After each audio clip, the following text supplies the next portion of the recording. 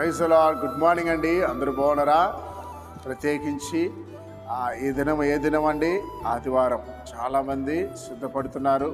చాలా మంచిది ఆదివారము. దేవుని మందిరానికి మనము ఖచ్చితంగా సిద్ధపడాలి. మీరు వెళ్ళండి, మీ కుటుంబ సభ్యులు కూడా దేవుని మందిరానికి ఏం చేయండి? తీసుకెళ్ళండి. ఎందుకంటే దేవుని మందిరంలో సకల ఆశీర్వాదాలు ఉన్నాయి. రండి కలిసి దేవుని వాక్యం చదువుకుందాం. యెషయా గ్రంథము 26వ అధ్యాయము 3వ వచనము. ఎవని మనసు నీ మీద అనుకున్నో వాని నీవు పూర్ణ శాంతి గలవనగా కాపాడుచున్నావు. పిల్లరా, ఎవరి మనసు అయితే దేవుని మీద అనుకుంటుందో వారిని పూర్ణ శాంతి గలవరిగా కాపాడుతుంది. ఈ రోజుల్లో చాలామంది కుటుంబాలు అన్నీ ఉన్నాయి. మంచి జీతం ఉంది, మంచి వస్తువులు ఉన్నాయి, టీవీ ఉంది, ఫ్రిడ్జ్ ఉంది, వాషింగ్ మిషన్ ఉంది, ఏసీ ఉంది, కానీ మనశ్శాంతి లేదు. ఇంట్లోకి వస్తే గొడవలు, ఇంట్లోకి వస్తే ఒకరిని చూస్తే ఒకరు నచ్చడం లేదు, ఆ బిడ్డలను చూస్తే తల్లిదండ్రులకు నచ్చడం లేదు, తల్లిదండ్రులను చూస్తే పిల్లలకు నచ్చడం లేదు, భార్యను చూస్తే భర్తకు నచ్చడం లేదు, భర్తను చూస్తే భార్య అశాంతి. ఎక్కడ చూసినా, ఏ కుటుంబంలో చూసినా నెమ్మది లేదండి.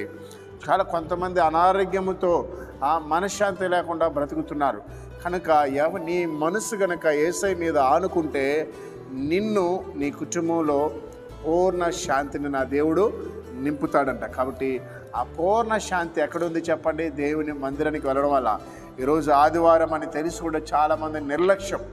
ఏం కావాలి, వచ్చే వారం వెళ్దాం, వచ్చే వారం నువ్వు ఉంటావని గ్యారెంటీ ఉందా తమ్ముడా? చెప్పండి అక్క. వచ్చేవారు ఎవరికి గ్యారెంటీ లేదు. ఎప్పుడు యేసయ్య రాకడ వస్తుందో తెలియదు, ఎప్పుడు మనం ప్రాణం పోతుందో తెలియదు. ఈరోజే నువ్వు దేవుని మందిరానికి వెళ్ళాలి, దేవుని ఆరాధించాలి. అప్పుడు నీకు శాంతిని దేవుడు అనుగ్రహిస్తాడు. అట్టి కృప దేవుడిలాగా నా ప్రార్థన చేద్దాం. మహోన్నతుడా, పరిశుద్ధుడా, ఉదయకాలన వాగ్దానం ఉన్న బిడల మీద నీకు అభిషేకించండి. ఈరోజు ఆదివారంనైనా ప్రజలందరూ వెళ్ళి నిన్ను ఆరాధించాలి యేసయ్య.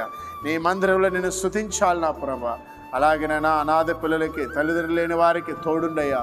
వృద్ధాప్యంలో తల్లిదండ్రులు కూడా కాపాడిన యేసయ్య. వ్యాధిగ్రస్తులను స్వస్థపరిచిన తండ్రి, ఈరోజు పుట్టినరోజు వివాహం దినం జరుపుకున్న బిడ్డలు దీవించమని యేసు నామములో ప్రార్థిస్తున్నాం తండ్రి. ఆమేన్.